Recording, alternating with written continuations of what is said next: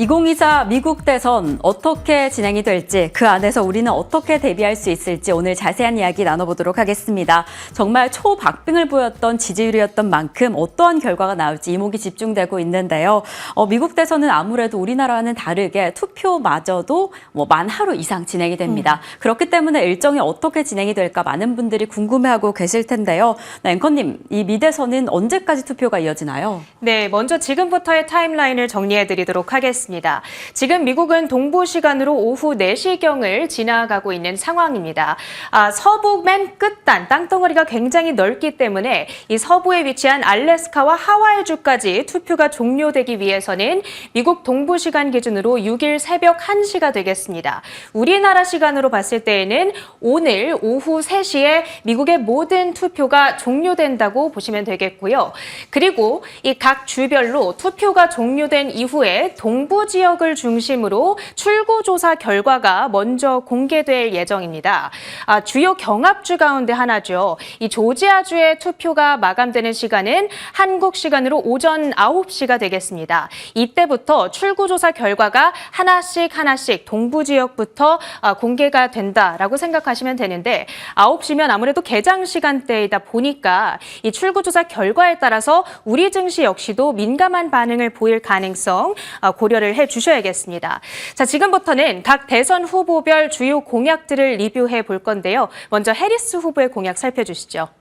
우선 지금 이제 9시부터, 한국 시간으로 9시부터 출구조사 결과를 만날 수 있을 텐데 워낙 팽팽한 결과가 예상되는 만큼 각각 후보들의 공약부터 살펴보도록 하겠습니다. 이 시점에서 민주당 후보인 해리스 부통령의 결과 좀 공약 확인해 보도록 하겠습니다. 지금 흑인 여성으로 처음으로 샌프란시스코의 지방 검사장 그리고 부통령이라는 최초의 역사를 써온 해리스가 과연 이번에 대통령이라는 타이틀을 달 수 있을지 이목이 집중되고 있습니다.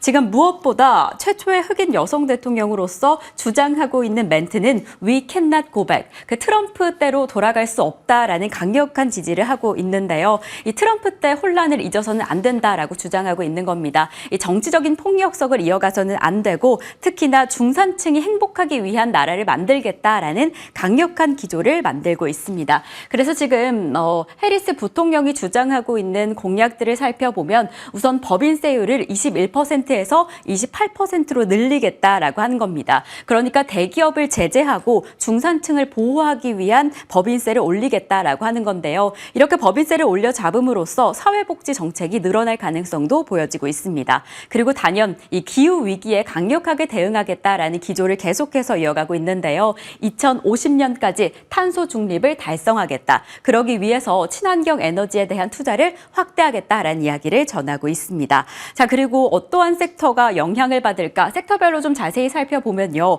이 반도체, 최근에 해리스 후보는 AI 반도체 등 첨단 기술에 중국 투자를 금지해 오고 있습니다. 이 최첨단 기술 분야에서 이 미국 자본이 중국의 투자로 넘어가게 되는 것을 막겠다라는 기조를 계속해서 이어가고 있고요. 만약에 투자를 하겠다면 사전에 재무부에 신고를 해야 한다라는 이야기를 전하기도 했습니다. 그리고 또 전기차 배터리의 원자재 공급망 해당 분야에도 영향이 불가피하다라는 이야기가 나오고 있고요. 아무래도 해리스 부통령이 배기가스를 줄이기 위한 친환경 정책 그리고 전기차를 구매할 때 세제 혜택은 지금과 거의 동일하게 이어갈 것이다라고 주장을 했습니다. 그래서 단연 이러한 영향으로 에너지나 청정에너지 관련주가 오를 것이다라는 전망이 보이고 있고요. 그래서 이 청정에너지 관련된 기업에 IRA 계속해서 보조금을 지급할 것이다라는 공약을 내놓은 상황입니다. 그리고 또 지금 의약품 섹터로 넘어가 보면요. 두 후보 모두 약가 인하에는 중점을 두고 있습니다. 그리고 이 안에서도 중국 기업의 미국 진출을 좀 제재하고 있는 듯해 보이는데요. 특히나 해리스는 IRA를 통해서 약가 인하 정책을 펼칠 것이다라고 이야기를 했습니다. 만약에 당선이 되면 약가 규제가 조금 더 강화될 것으로 보여지는데요. 아무래도 바이든 정권에서 이어왔던 정책을 계속해서 이어갈 것입니다. 그래서 바이오 보안법이 예정대로 발의가 될 것이기 때문에 국내 CDMO 관련해서 이 바이오 시밀러 사업에서 수혜가 될 가능성이 가장 높습니다. 그리고 그 이외에도 낙태권 보장을 강력하게 주장할 것으로 보여지고요. 이 비트코인을 포함한 가상화폐가 약세를 이어갈 것이다.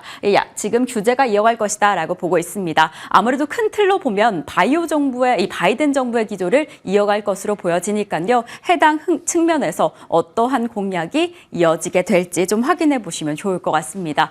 자, 이렇게 해리스 부통령의 공약을 살펴봤는데 그렇다면 트럼프 아젠다는 어떨까요? 네, 해리스와 반대로 네. 철저한 미국 우선주의, 자국 중심주의를 내세우고 있는 트럼프가 되겠습니다. 트럼프는 작년 자신의 캠프 웹사이트에 아젠다 47이라는 이름의 공약집을 내걸었습니다. 47대 대통령으로서의 과제라는 의미를 들고 있는데요. 일단 관세에 있어서는 많이 때리겠다. 특히 중국에 있어서는 60%의 추가 관세를 매기겠다라고 얘기를 함으로써 미중 갈등의 격화를 예견하고 있습니다.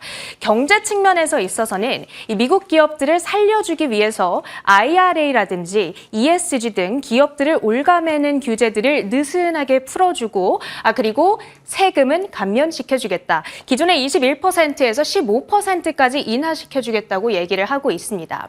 에너지의 측면에서는 친환경 에너지 쓰라고 강요 안 할게. 우리 땅에 많이 매장되어 있는 전통 석유, 화석연료 많이 쓰고 그리고 원자력도 적극적으로 활용하자 이런 기조입니다.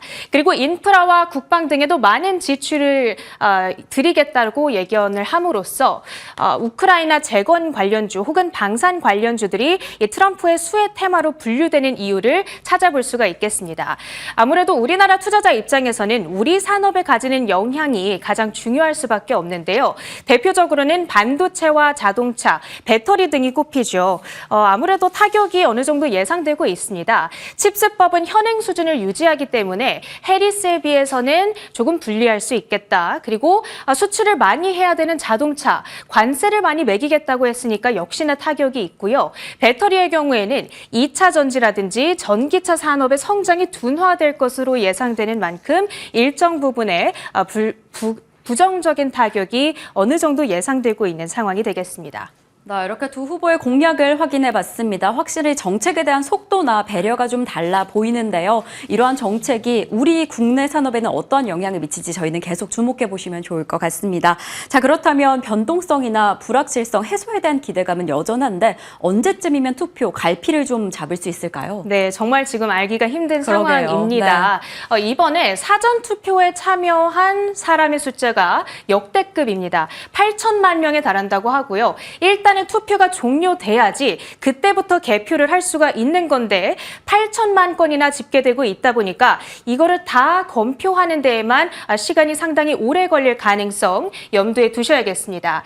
그리고 초박빙의 승부를 겨루게 될 경합주에서는 재검표를 해야 될 가능성이 있습니다.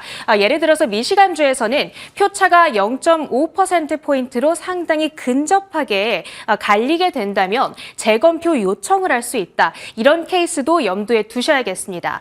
자, 지금부터 미국 대선의 핵심 어떤 것이 되는지 그 핵심만 짚어드리도록 하겠습니다. 지금 7개의 경합주가 있잖아요. 핵심은 펜실베니아가 되겠습니다. 일단 펜실베니아주를 잡아야 되고요. 해리스가 잡았다는 전제하에 미시간과 위스콘신까지 가져가게 되면 해리스의 승리. 만약에 펜실베니아주가 트럼프의 후보에게 간다라고 했을 때 이 아래에 있는 노스캐롤라이나와 조지아주까지 트럼프가 가져가게 된다면 트럼프 후보가 승리하게 된다. 딱 이것만 기억을 하시면 되겠습니다. 자, 내일 이 시간에 자세한 개표 상황 다시 업데이트해 드리도록 할 것이고요. 오늘 대선 특집 브리핑은 여기서 마무리하도록 하겠습니다.